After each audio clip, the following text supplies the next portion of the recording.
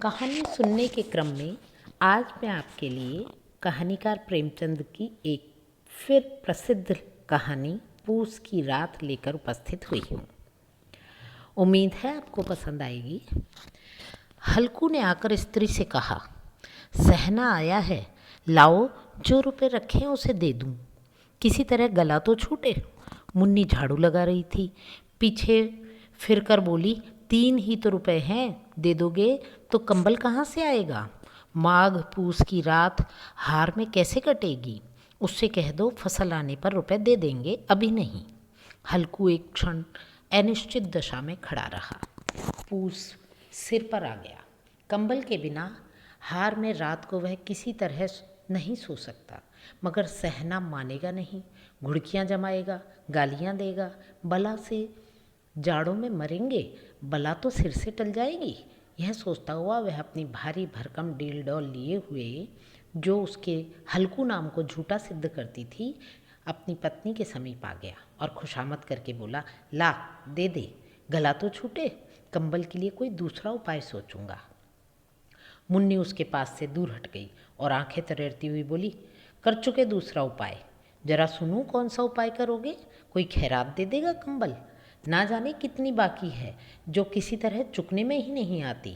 मैं कहती हूँ तुम क्यों नहीं खेती छोड़ देते, मर मर कर काम करो, उपज हो तो बाकी दे दो, चलो छुट्टी हुई। हल्कू उदास होकर बोला, तो क्या गाली खाऊं? मुन्नी ने तड़प कर कहा, गाली क्यों देगा, क्या उसका राज है? मगर यह कहने के साथ ही उसकी तनी हुई बोहें ढीली पड़ गईं।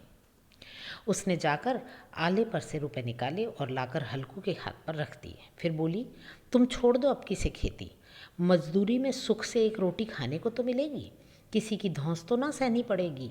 अच्छी खेती है, मजदूरी करके लाओ, वह भी उसी में झोंक दो, उस पर से धौंस।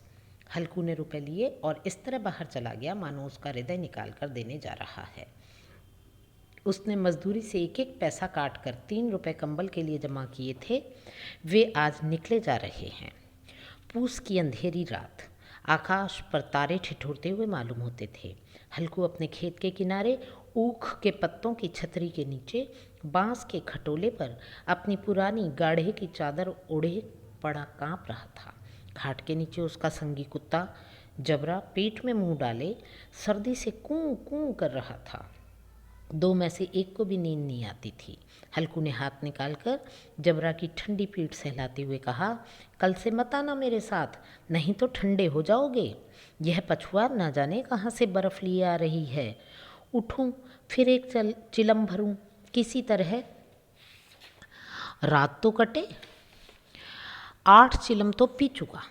ये खेती का मज़ा है, और एक एक भाग्यवान ऐसे पड़े हैं जिनके लिए जाड़ा जाए तो गर्मी से घबराकर भागें। मोटे मोटे गद्दे, लिहाफ, कंबल, मजाल है जाड़े का गुजर हो जाए। तकदीर की खूबी है, मजूरी हम करें, मज़ा दूसरे लूटेंगे।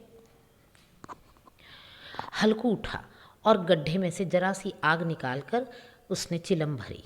जबरा भी उठ बैठा। हल्कू ने चिलम पीते हुए कहा, पिएगा चिलम? जाड़ा तो क्या जाता है, हाँ जरा मन बहल जाता है। जबरा ने उसके मुंह की ओर प्रेम से छलकती हुई आंखों से देखा। हल्कू आज और जाड़ा खा ले, कल से मैं यहाँ पुआल बिछा दूंगा, उसी में घुसकर बैठना, तब जाड़ा नहीं लगेगा। सहसा जबरा ने किसी जानवर की आहट पाई, झटपट उठा और छतरी के बाहर आकर भौंकने लगा। हल्कू ने कई बार पुचकार कर उसे बुलाया, पर वह उसके पास नहीं आया। हार कर चारों तरफ दौड़ दौड़ कर भौंकता रहा। एक क्षण के लिए आ भी जाता तो तुरंत ही फिर दौड़ पड़ता। कर्तव्य हृदय में अरमान की भांति उछल रहा था। 1 घंटा और गुजर गया। रात ने शीत को हवा में धधकाना शुरू किया। हल्कू उठ बैठा और दोनों घुटनों को छाती से मिलाकर सिर को उसमें छिपा लिया। फिर भी ठंड कम न हुई। ऐसा जान पड़ता था सारा रक्त जम गया है, धमनियों में रक्त की जगह बर्फ बह रही है। उसने झुककर आकाश की ओर देखा। अभी कितनी रात बाकी है? सप्तऋषि अब भी आकाश में आधे भी नहीं चढ़े। ऊपर आ जाएंगे तब कहीं सवेरा होगा, अभी पहर से ऊपर रात बाकी है। उसने पास के अरहर के खेत में जाकर कई पौधे उखाड़ लिए और उनका एक झाड़ू बनाकर हाथ में सुलगता हुआ उपला लिए बगीचे की तरफ चला। जबरा ने उसे आते देखा तो पास आया और दुम हिलाने लगा। थोड़ी देर में अलाव जल उठा था। हल्कू अलाव के सामने बैठा आग ताप रहा था। एक क्षण में उसने दोहर उतारकर बगल में दबा ली और दोनों पांव फैला लिए, मानो ठंड को ललकार रहा हो। तेरे जी में जो आए सो कर। पत्तियां जल चुकी थीं। बगीचे में फिर अंधेरा छाया था। राख के नीचे कुछ कुछ आग अभी बाकी थी, जो हवा के झोंके आ जाने पर जाग उठती थी, पर एक क्षण में फिर आंखें बंद कर लेती थी।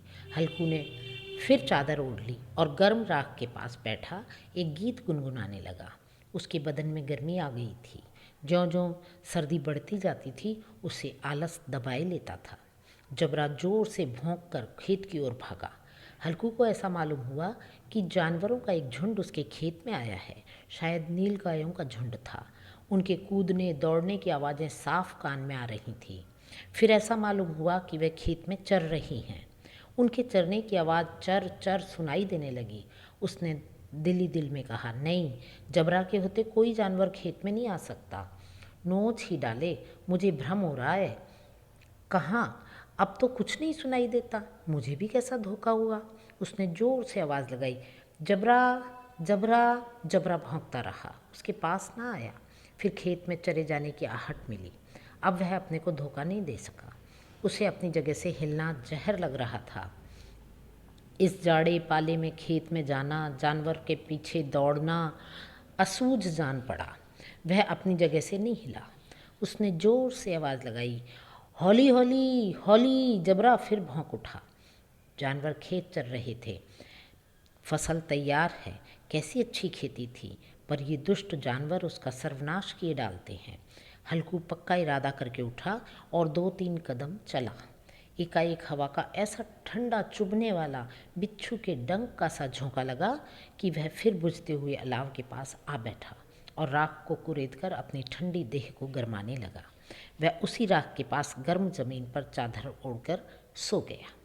जबरा अपना गला फाड़े डालता था। नील गायें खेत का सफाया किए डालती थीं और हल्कू गर्म राख के पास शांत बैठा हुआ था। एक कर्मण्यता ने रस्सियों की भांति उसे चारों तरफ से जकड़ रखा था। सवेरे जब उसकी नींद खुली तब चारों तरफ धूप फैल गई थी और मुन्नी कह रही थी, क्या आज सोते ही रहोगे? तुम यहाँ आकर रम गए और उधर सारा खेत चौपट हो गया। हल्कू ने उठकर कहा, क्या तू खेत से होकर आ रही है? मुन्नी बोली, हाँ, सारे खेत का सत्यानाश हो गया। भला ऐसा भी कोई सोता है? तुम्हारे यहाँ मड़ैया डालने से क्या हुआ? हल्कू ने बहाना किया, मैं मरते मरते बचा, तुझे अपने खेत की पड़ी है। पेट में ऐसा दर्द हुआ कि मैं ही जानता हूँ। दोनों फिर खेत की डांड पर आए। देखा, सारा खेत रौंदा पड़ा हुआ है और जबरा मड़ैया के नीचे चित्त लेटा है, मानो प्राण ही ना हो। दोनों खेत की दशा देख रहे थे। मुन्नी के मुख पर उदासी छाई थी, पर हल्कू प्रसन्न था। मुन्नी ने चिंतित होकर कहा, अब मजूरी करके मालगुजारी भरनी पड़ेगी। हल्कू ने प्रसन्न मुख से कहा, रात की ठंड में यहाँ सोना तो नहीं पड़ेगा। तो ये थी आज की कहानी पूस की रात।